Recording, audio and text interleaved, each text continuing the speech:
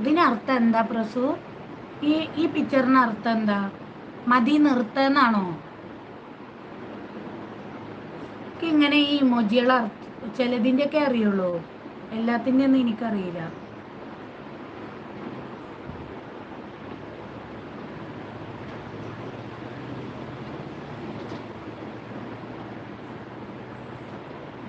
ഞാൻ ഇടണീൻ്റെ ഓരോന്നിൻ്റെ പറഞ്ഞ മതി, ഞാൻ അതന്നെ ഉദ്ദേശിച്ചതും.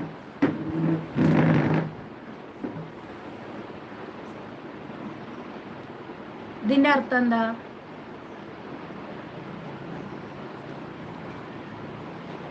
ഞാൻ പറഞ്ഞു എൻ്റെ അടുത്ത് അങ്ങനെ ടൈപ്പ് ചെയ്യണ്ടാന്ന് കുരിപ്പേ.